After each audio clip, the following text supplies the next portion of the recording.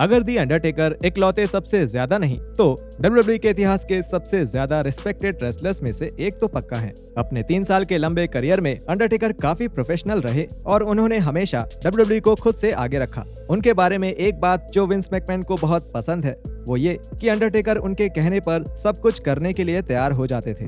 वो चाहे मेवन को आगे बढ़ाना हो या फिर रेसलमेनिया 30 में ब्रॉक लेसनर से हारना, अंडरटेकर सब कुछ करने के लिए तैयार रहते थे। लेकिन कुछ खास मौकों पर दी अंडरटेकर भी कुछ चीजें स्क्रिप्ट से अलग होकर अपने हिसाब से कर देते हैं। जुड़िए हमारे साथ रेसलमेनिया में, जहां हम देखेंगे 10 ऐसे मौके जब दी अंडरटेकर WWE की स्क्रिप्ट से अलग चले गए।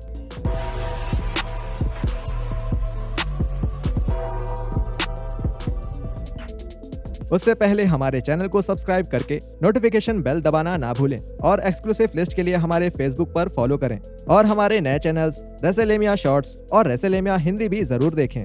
Number 9, breaking character at a house show. The Undertaker का किरदार और उनके तौर तरीके एक पत्थर जैसे ही थे, तो डेडमैन बहुत ही कम बार अपना किरदार निभाते हुए कुछ अलग करते थे जब बात उनके चलने और रेसल करने की हो।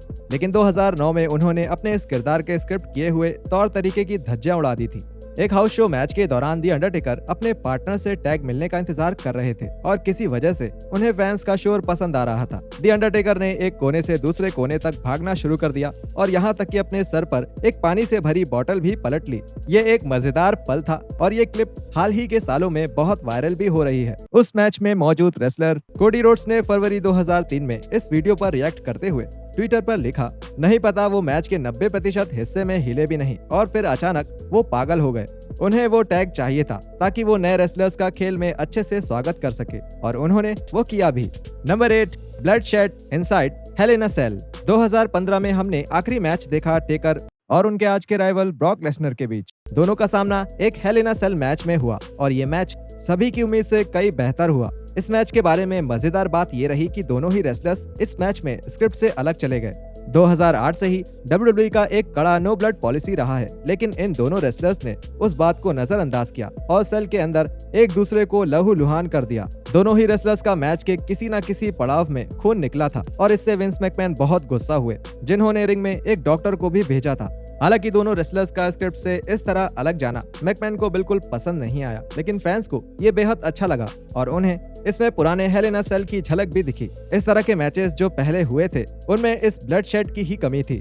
Number 7, abandoning scripted spots. WrestleMania 33 के मेन इवेंट में दी अंडरटेकर और रोमन रेंस का मैच देखने को मिला। ये मैच शुरुआत में अंडरटेकर के WWE करियर का आखिरी मैच होने वाला था और इस मैच में अंडरटेकर को रेंस को प्रबल दावेदार साबित करना था। दुर्भाग्य से अंडरटेकर की बढ़ती उम्र और उनकी पुरानी चोटों की वजह से उन्हें मैच के दौरान स्क्रिप्ट किए गए बहुत सारे स्पॉट्स को छोड़ना पड़ा था। उस मैच को खास पसंद नहीं किया गया और दी अंडरटेकर को इतनी दिक्कत में देखना काफी मुश्किल भी था। दी अंडरटेकर इस मैच में कई जगह स्क्रिप्ट से अलग गए थे, जैसे कि जब उन्हें रोमन रेंस को ऊपर उठाकर फ्लिप करना था ताकि रेंस उन्हें एक टूम्बस्टोन दे पाएं, लेकिन अंडरटेकर उस वक्त कुछ ज्यादा ही थके हुए थे और इसलिए उन्होंने वो छोड़ दिया, जिसकी वजह से रेंस को नए मूव्स करने पड़े। टेकर इस मैच की क्वालिटी से बहुत ही शर्मिंदा थे और उन्होंने अपने बुरे प्रदर्शन के लिए रेंस से माफी भी मांगी थी। अच्छी बात ये रही कि 2020 में अपने रिटायरमेंट से पहले दी अंडरटेकर ने बहुत सारे हाई प्रोफाइल मैच किए जिसमें उनका पुराना रूप साफ दिखाई दिया और अंडरटेकर अपना सर गर्व से ऊंचा करके WWE से जा पाए।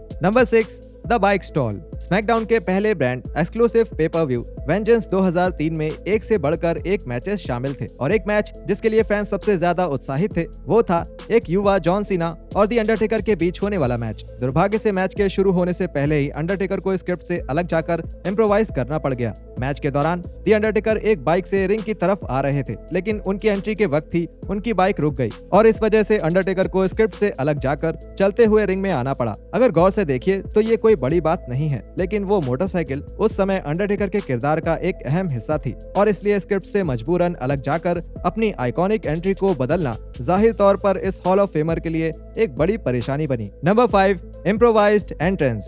दी अंडरटेकर को 2010 के एलिमिनेशन चैम्बर इवेंट में एक वर्ल्ड चैंपियन की तरह चलते हुए आना था, लेकिन उनके एंट्रेंस के साथ कुछ बहुत बुरा हुआ था, जिसकी वजह से उन्हें पूरी तरह स्क्रिप्ट से अलग जाकर रिंग की तरफ भागते हुए जाना पड़ा। अपने इस आइकॉनिक एंट्रेंस के दौरान दी अंडरटेकर का पायरो खराब हो गया, जिसकी वजह से उन्हें सेकेंड डिग्री बर्न्स सहने पड़े। उनकी टोपी और कोट पूरी तरह जल चुके थे और अंडरटेकर को अपने स्क्रिप्ट की हुई एंट्री को छोड़ छोड़कर सीधे एलिमिनेशन चैम्बर में जाना पड़ा था। उस वक्त द अंडरटेकर बहुत ज्यादा दर्द में थे, यहाँ तक कि क्रिस जेरिको ने बताया कि वो उनकी चमड़ी जलते हुए सूंघ पा रहे थे। अंडरटेकर को अपना दर्द कम करने के लिए खुद पर ठंडा पानी डालना पड़ा। ब्रोकन स्कल्स सेशन पॉडकास्ट में अपने अपीयरेंस के दौरान अंडरटेकर ने इस हादसे की बात करी।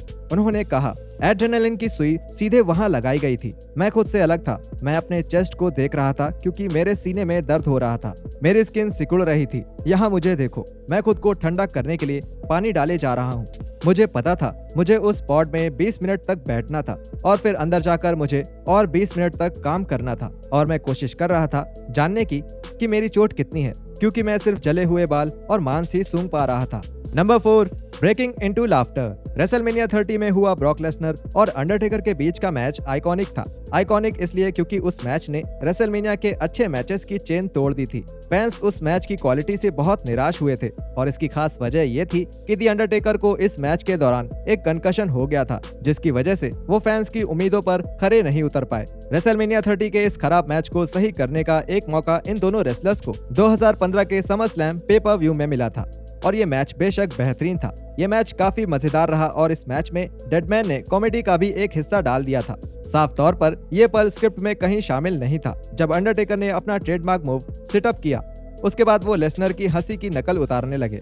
ये एक अविश्वसनीय पल था और ये अंडरटेकर के इतने बड़े करियर में सबसे ज्यादा बार देखी जाने वाली क्लिप्स में शुमार हो गया। Number 3, super showdown disaster. बहुत लंबे समय तक द अंडरटेकर वर्सेस गोल्डबर्ग का मैच एक ऐसा मैच रहा था जिसका इंतजार सबको था, लेकिन जब असल में 2019 के सुपर शोडाउन इवेंट में ये मैच हुआ, तब ये मॉडर्न एरा का सबसे खराब मैच साबित हुआ। वो मैच हर तरह से खराब था क्योंकि गोल्डबर्ग ने इस मैच में खुद को बेहोश कर लिया था, जिसकी वजह से उन्होंने मैच में बहुत सारी गलतियां करी, जिसमें से एक था जब उन्होंने द अंडरटेकर को सर के बल गिरा दिया था। द अंडरटेकर, जिन्हें अपने बेहतरीन लेवल के मैचेस पर बहुत गर्व होता है, वो इस मैच के आखिर तक परेशान हो चुके थे और उन्होंने भी स्क्रिप्ट के हिसाब से मैच लड़ने के बजाय गोल्डबर्ग को एक अजीब दिखने वाला चोक स्लैम देकर पिन डाउन कर दिया और जीत हासिल करी। ये अंडरटेकर के बढ़िया मैचेस में बिल्कुल भी नहीं था और उन्होंने कई बड़े इंटरव्यूज में अपने इस मैच की आलोचना भी करी है। Number 2, giving the rock the win. एक परफॉर्मर के तौर पर द अंडरटेकर की सबसे बड़ी खूबी थी कि वो रिंग में सिर्फ खुद के लिए नहीं सोचते थे और ये बात 1998 में खुलकर सामने आई जब द अंडरटेकर ने रॉ पर एक मैच के दौरान स्क्रिप्ट से अलग जाकर द रॉक को ऊपर लाने की कोशिश करी। इस मैच में द रॉक मैनकाइंड और केन शेमरॉक के साथ मिलकर ब्रदर्स ऑफ डिस्ट्रक्शन का सामना कर रहे थे। केविन हार्ट के साथ कोल्ड एस बॉल्स नाम के शो में अपीयरेंस के दौरान अंडरटेकर ने ये रोचक कहानी बताई। उन्होंने कहा, हम मंडे नाइट रॉ के एक मैच में थे, बहुत सारी चीजें चल रही थी, सब बिगड़ गया था और मुझे कमान संभालनी पड़ी, मुझे बदलाव करना पड़ा। मैं वहाँ सबसे अनुभवी था, है ना? और मुझे याद है मैंने उसे बोला, ठीक है बच्चे, ये तुम्हारी रात है। उसने मुझे रॉक बॉटम मारा, उसने मुझे पीटा, ये बिजनेस के लिए सही था। मैंने विन से बताया, मैंने कहा देखो हम समय के हिसाब से फंस गए थे। उसने कहा, मुझे तुम पर भरोसा है। नंबर 1, हेल इन अ सेल कमोशन। ये सबको पता है कि 1998 में मैनकाइंड और द अंडरटेकर के बीच हुआ हेल इन अ सेल मैच कितना बेहतरीन हुआ था। ये मैच शायद WWE का अब तक का सबसे जाना माना मैच है और हालांकि ये मैच 25 साल पुराना है, लेकिन हमें अभी भी इसकी छोटी छोटी बातें पता चलती रहती हैं। एक ऐसी ही बात जो हाल ही में खुद अंडरटेकर ने बताई है वो ये है कि अंडरटेकर इस मैच के दौरान स्क्रिप्ट से अलग चले गए थे। इस मैच का एक अच्छा स्पॉट तब था जब टेरी फंक सेल में आए थे और उन्हें अंडरटेकर ने एक चोक स्लैम दिया था। अंडरटेकर के मुताबिक ये शुरू में मैच के स्क्रिप्ट में नहीं था। उन्होंने कॉम्प्लेक्स के साथ एक इंटरव्यू में इसकी चर्चा करते हुए बताया, मुझे नहीं पता था कि मिक कैसी हालत में है ना? पर आप वहाँ पर खड़े होकर बस इधर उधर नहीं देख सकते, तो वहाँ रिंग में एक रेसलर है, अब किसी न किसी को तो चोक स्लैम पड़ना ही था और टेरी फंक उसको वो पड़ा, वो ऊपर गया और उसका जूता वहीं रह गया। ये उस मैच के लिए बहुत फनी था। क्या मजेदार पल था जब टेरी फंक ने एक चोक स्लैम से अपना जूता ही खो दिया।